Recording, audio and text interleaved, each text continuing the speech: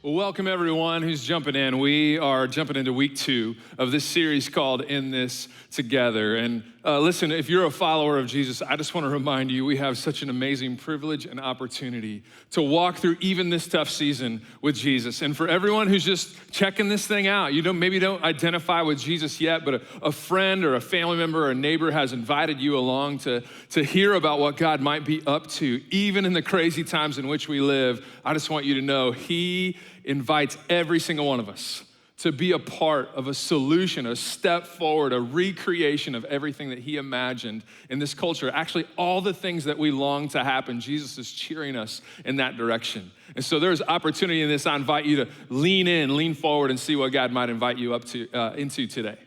This is a time when people seem to be divided over more things than ever, right? The people of God, all of us who follow Jesus, we have this calling and opportunity to be in this together in ways that bring life to everyone around us.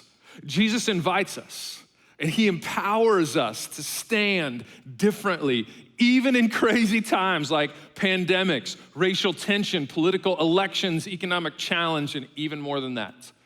And so last week we launched into this call to unity that God has for us, to be in this together. We said that God's people pursue unity because we have the same calling. We're going the same direction under the same leader, Jesus, who prayed in John 17, recorded by his friend John. His prayer for all of us was one of unity. And his reason was this: so that all of the world would know how much God loves them.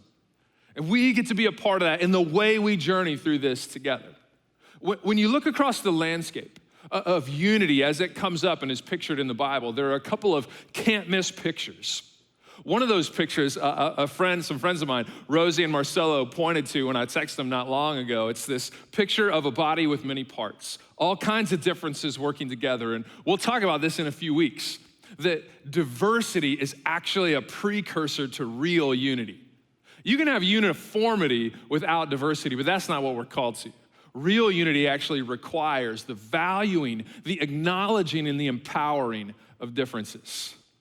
There's this other can't miss image that we're actually going to lean in today, and it's this picture of a vine. Reminds me of a recent trip to Napa where there's grapevines everywhere, one of the major wine producing areas in our country. And if last week was a call to unity because we are headed the same direction, this week is a call to unity because we have a shared source, a shared strength. In fact, it reminded me of a few things along the way.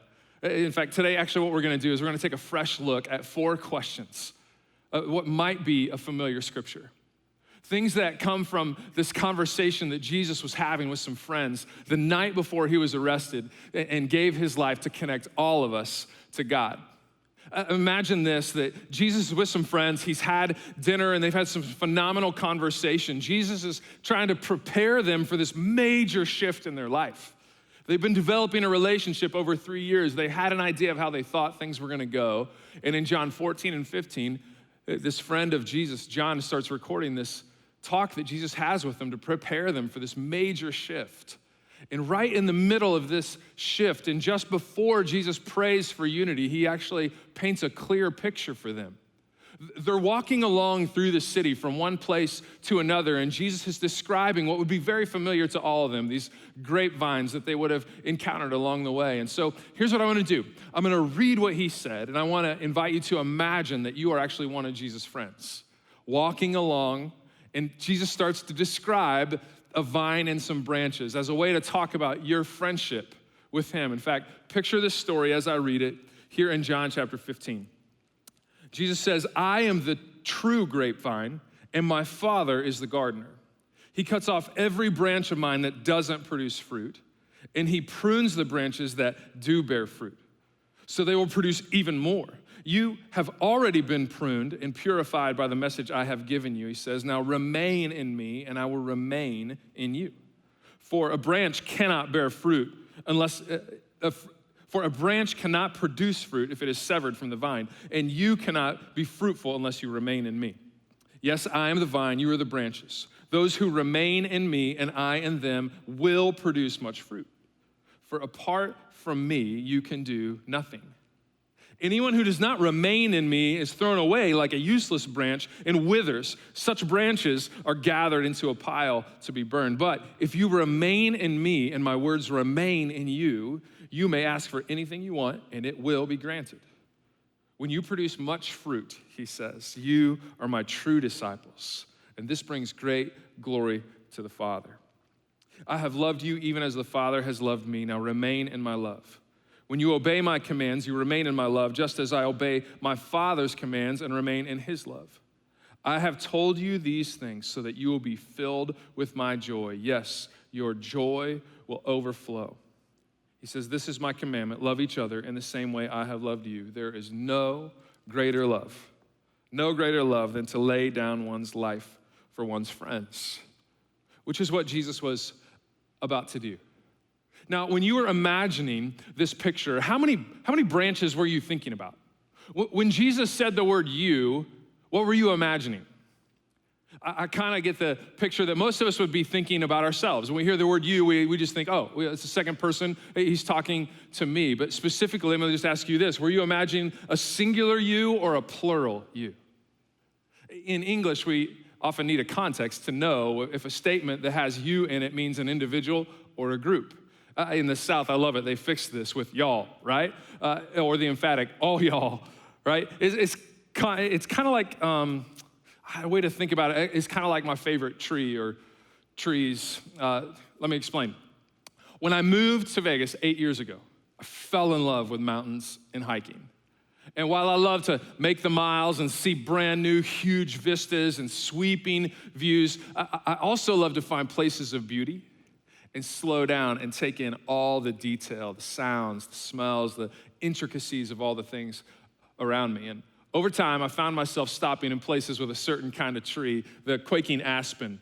They look a little bit like this. These familiar white trunks and these leaves that just constantly flutter silver and green and make this awesome sound that sounds like applause. I just love it. I've been geeking out on this lately and spent hours reading up on them.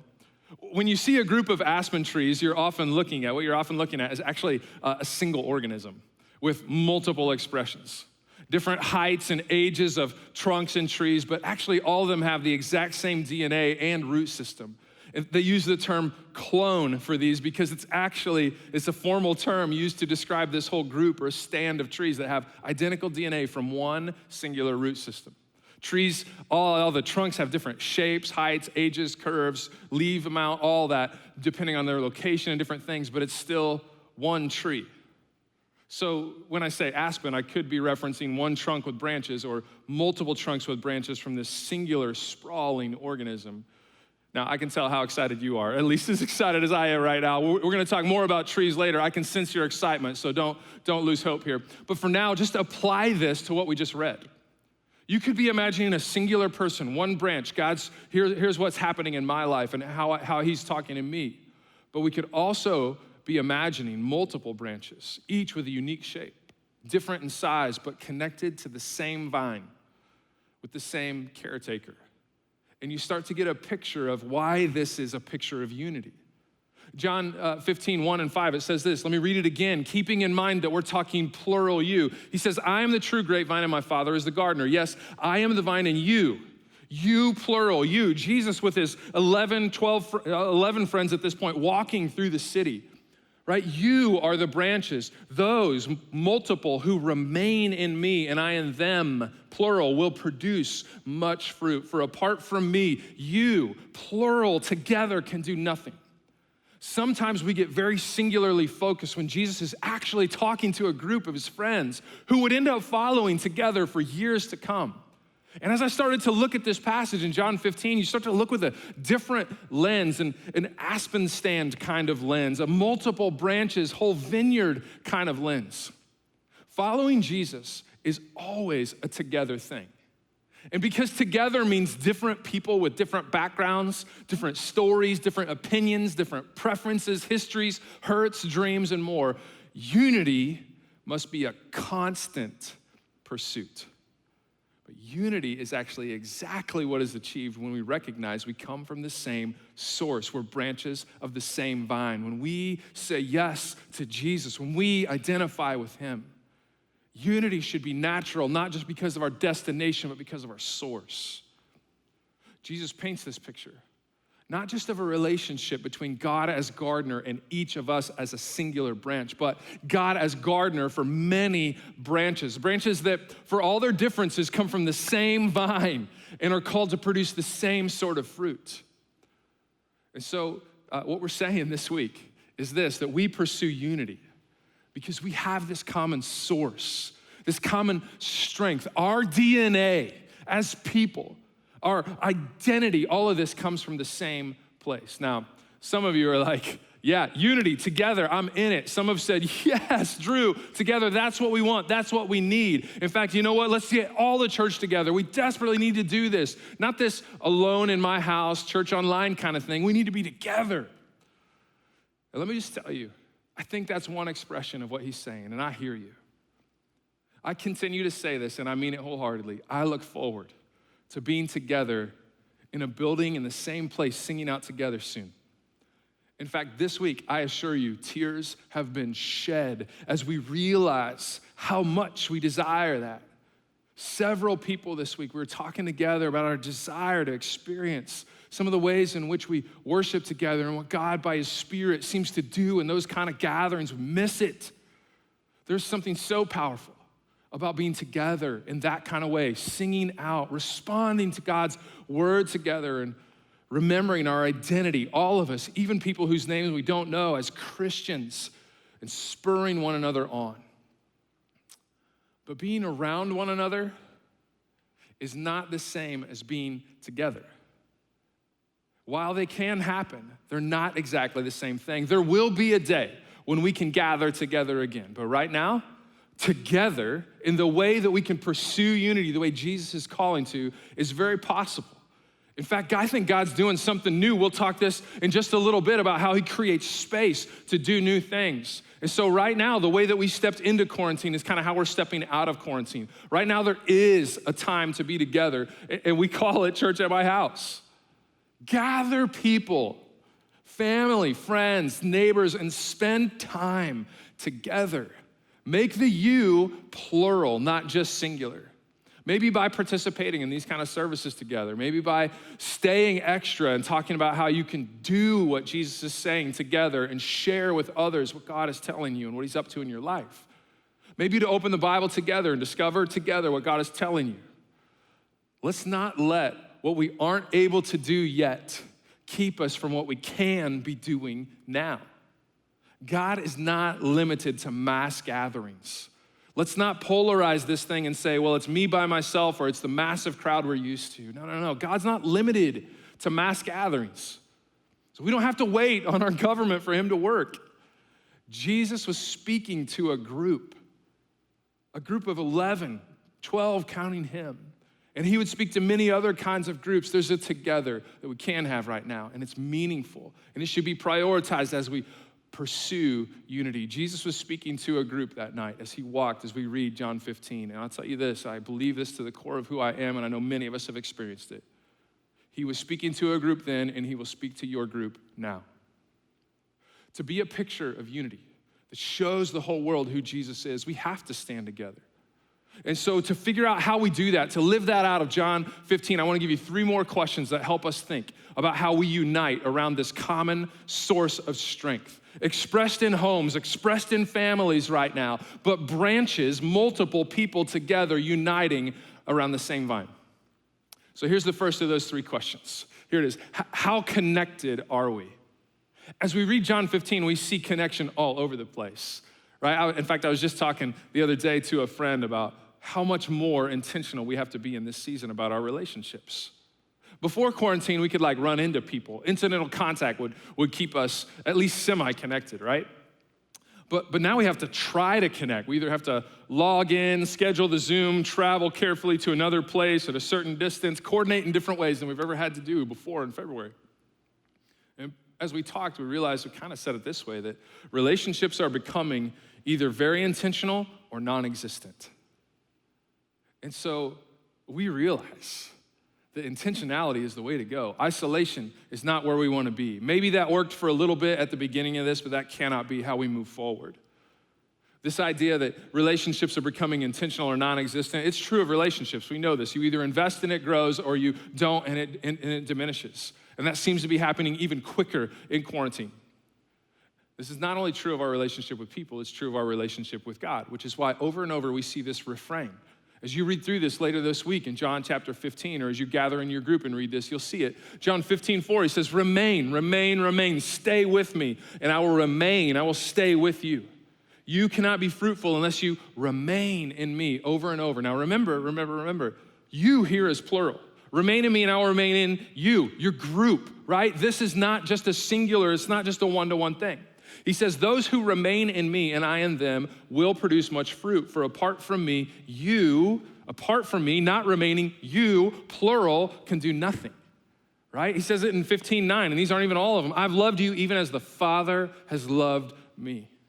I love this, and he says, remain, remain, remain, stay in my love. You hear it, right? Remain, stay, dwell. It's like finding a place of beauty on a hike. It's settling in to soak it up. We make time to rest with God. We've been doing this in a cool way, and I've been enjoying it already.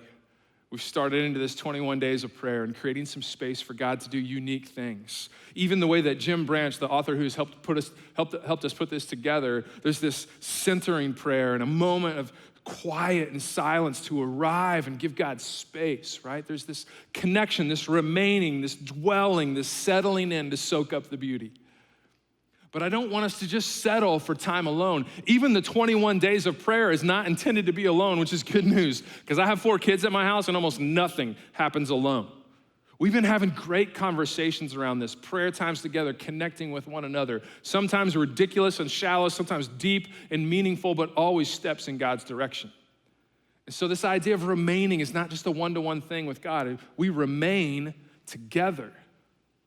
Now, let's get practical for just a minute in this thing. How connected are we?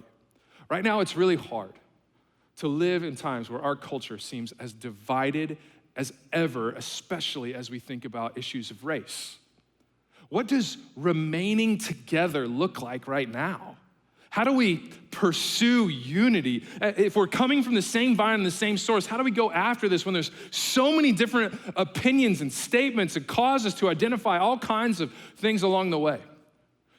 Well, I would suggest in line with John 15, what we need to do is we remember and we join together around our common source. That we don't just take the things that we've seen in media lately or a particular perspective or even our own opinions, but instead we begin with what God has said. It could look like this. You gather together with some trusted friends, as diverse of a group as possible, and take some relational risks to enter the conversation together. But we invite God to the conversation, not just our opinions. So we ask questions like this. Where would we go in the scriptures to really invite God to shape our thinking about race and how we engage meaningfully in times like this? I know there's lots of voices and there's lots of opinions, there are lots of people saying things, but are we giving God a voice? Are we remaining with him, dwelling with him, inviting him to shape our, not just each of ours, but all of our thinking as it applies to that? In fact, it would be awesome. Maybe that's what some people could do with their social media time this week, is post some questions and some scriptures to say, let's look here. What does God have to say? And what would God say to us together? It'd be an awesome list. Don't wait for a pastor to do it. Don't just go Google search it. Don't wait for a church to expect some obscure group of people to do that. Instead, let's each think across the source of the scope of the scripture. Where could we look together? Invite your whole group. Where would you go? Where would you go? What would you look at? And then all of us commit together. Maybe one person says, let's look at Ephesians 2. Maybe some people say Galatians 2. Some people might talk about the way the Spirit arrived in Acts chapter 2. Some people might look at creation account and the identity God gave us from the beginning, or the stories of Esther and Ruth and the way race played into those stories. There's tons of places across what God has said that would help us know what he thinks and invite him and give him space to remain and dwell with him and allow him to shape not only how we think, but then how we act. You see, if we'll invite God to speak by his word and we invite his people to give voice to that and round out our thinking, to sharpen us and shape us, we start to realize that discovery actually happens best together. discovering what God wants and inviting him to lead us right now in the situation we're in happens best together. And so the question we're considering, the first one at least, is this: how connected are we, not just to God, but with God, with people, right? With others in unity, pursuing him together from a common source. Which leads us to a second question: how fruitful are we? What's coming out of our lives? Because we're from the same vine, we should bear the same sort of fruit, the sort of good that God has in mind for our lives, not just each of our lives, but all of our life together, right? Y'all, people, group together. He says this in John 15:5-8. He says, yes, I am the vine, you, plural, are the branches, plural. Those who remain in me and I in them, not might, not maybe, but they will produce much fruit. For apart from me, you can do nothing. When you produce much fruit, you are my true disciples, not just disciples in name, but disciples in reality, followers, learners, disciples. So that's how we really do this. When we produce the kind of fruit that Jesus produced, when we bring life in meaningful ways, this brings great glory to my Father, Jesus said. We said last week that we are partners with Jesus in recreating the world that he imagines. And we do this better together. As we remain with God, but not just alone, remain together, we can listen to what God is saying and discover together what he's calling us to. We can hash out real action that we can take together, having one another's wisdom and support, each other's discernment and courage. Because not only do we discover things better together, we also do what Jesus said, and we share the stories of Jesus with others better together. Right? It's this pursuit of unity that creates the right context, this common source that leads to a common direction. These actually are the sort of groups and families that we want to be in. Groups and families that are bent toward listening to God, discovering together what he said, committing to take action and sharing with others, supporting one another really, really well all along the way. When we together are connected to Jesus and his people, we will bear fruit. So it's worth looking back on the last couple of weeks, last couple of months, last couple of years. What's coming out of our lives? What is our social media feed producing or saying? What do our actions with our neighbors say or not say? What are the words and attitudes we're sharing and projecting with our family, saying? What are they producing? What fruit is coming out of our lives? And not just reflecting on each of our lives, but our life together, right? Who are you partnered with? Who are the people around you that you bear fruit together because you share this common source, Jesus? Who are you in this together with? Moving in the same direction, relying on the same source of strength, sharpening and amplifying one another's impact. It's worth spending some time asking God, not just, how are we connected, but also what kind of fruit is being produced, which brings us to the last question. And maybe everything was leading up to this. Maybe everything else was a warm-up for this one, so I want you to buckle up. Not just how fruitful have we been, but how fruitful do we want to be? Now, there's an easy answer to this. If you're like me, the answer is more. I want to bear more fruit, even more fruit. But here's the thing. Hold on. I gotta warn you.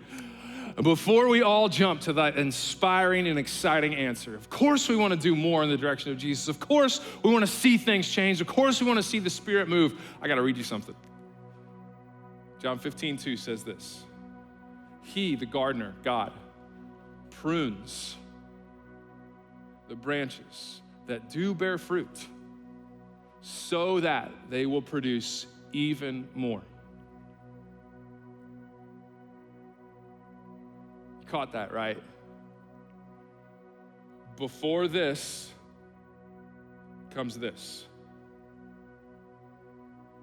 If our hope is more life than ever in Las Vegas, more unity in our culture than ever, more movements of God and the Spirit alive in us. And let me make no mistake, that is my desire. I bet that's your desire. For any of us who have experienced Jesus' work in our lives, of course, we want more. God, bring more, do immeasurably more than all we could ever ask or imagine. But I just gotta say, before this comes this, before the even more comes pruning. And so let me just ask each one of us, this is where I've really had to wrestle. How ready are we to be pruned?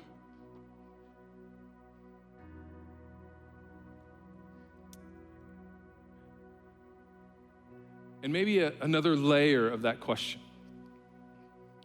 If we look back over the last month or two, how have we been reacting when pruning happens?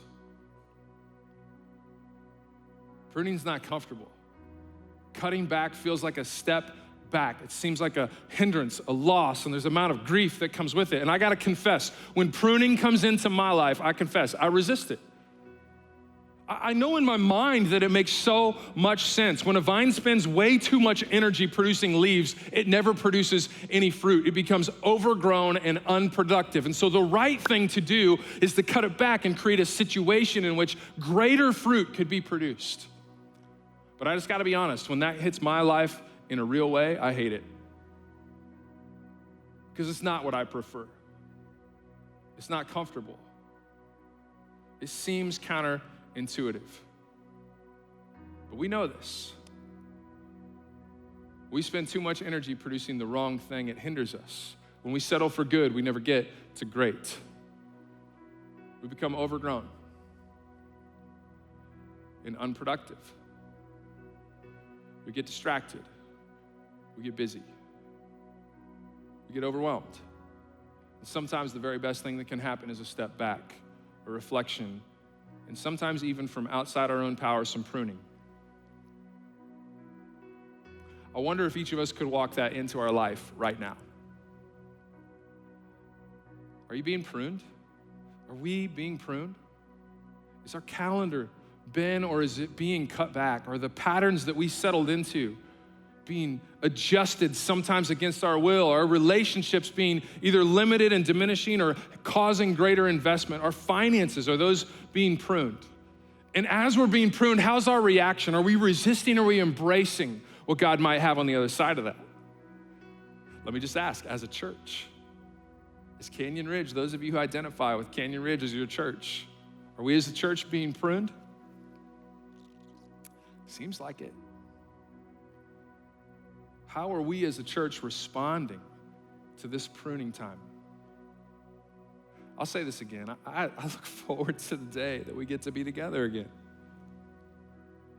But the discomfort that we may be experiencing, missing out on our preference, it may not mean that tragedy has struck. It may be sad, there may be loss, but it also may mean pruning. Are we honestly open to the possibility that God is preparing each of us, and especially all of us together, to bear even more fruit than before? Is God limited by our circumstances, or is he above and beyond those? Can he be at work even if we're not sure it's him? I believe he can. He says he works for all things in good. And so if we really want more fruit, we have to be up for pruning. If we're only up, by the way, if we're only up for pruning that is comfortable and meets our preference, then actually that makes us the gardener and not God. Listen, here's a hard truth. God's pruning may not always be comfortable or predictable or preferable, but it is always for good. Our staff talked this week about what we've been learning in COVID. One group put their thinking together and arrived at this statement. They said this: with disruption comes awakening. It's true when we wake up in the mornings, regrettably, but it's also true in our lives. The disruption creates space for new things to grow. And in days ahead, I just sense God saying that we need to make friends with disruption. We just need to become friends with disruption and embrace God's work in the midst of it. Which brings me back, as promised, to trees. This is a picture of a stand of aspen in Utah. We see these often when you look up Kyle or Lee Canes here on Mount Charleston. You often see different shades of green, or in the fall, you'll see this brilliant gold of these leaves clapping and blowing in the wind. This lighter shade often appears in valleys and long vertical paths because this is where massive amounts of snow or rock have slidden and cleared an open path, disruption in the landscape. And it's into these very cleared open paths that the right amount of sun and water can create space for these beautiful groves of aspen, these stands of aspen to grow. If there's no disruption, then massive trees grow and block the sunlight needed for them to grow. But instead, when the path is cleared and disruption has run its course, space is created for new life to break in. In fact, this picture is of the largest, most massive organism known on the planet. This stand of aspen that covers 107 acres, all from the same root system, interconnected. And I love this. As I was geeking out on this week, I read this statement that I think has so much to speak right into our lives. That for this to have happened, for it to have become this massive, the largest organism in the whole of the largest known organism in the earth, this is what must have happened. It must have had just the right balance of disturbance and stability. Listen, I know that we're clamoring for stability in this time, but I'm gonna say, I think what God has said over and over is he says, I will be with you. I will be your stability in the midst of disruption. And I won't just be that alone. I will be that through a group of people. If you will pursue unity and invite all kinds of strength and difference to surround you, if you'll fight for this, if you'll remain connected together, I'll provide all the stability you need as you navigate disturbance. You see, it's in these times we really have to come to terms with whether we believe that God is our good shepherd, not just when we're led alongside quiet streams or laying down in green pastures, but even when he carries us in and through and goes ahead of us in the valley of the shadow of death. Do we believe it or not? Is he capable or is he not? Can he prune and create space for new things, and can we navigate that together? I think the answer is absolutely yes. It's exactly what Jesus is inviting us to. In John chapter 15, and in this week, in this culture, in this pandemic, in these tensions, in these losses, we can embrace what God is doing instead of resisting. And so let's step in. Let's lean in. Let's stop pushing back. Let's let God be the gardener. Let's stop trying to take control. Let's rally together with those around us. Let's have meaningful times of prayer and conversation. Let's pursue unity. Let's not let disagreement cause us to run off in all directions. Let's invite this common source that we have to guide and shape our thoughts as we go along, as we push together alongside Jesus, trusting him in the disruption to bring the right amount of stability, and over time, bring new growth that could have never happened any other way. In fact, as we continue our time together today, let's just take a moment and from the center of who we are, invite Jesus to do that very thing. Let's commit to him again.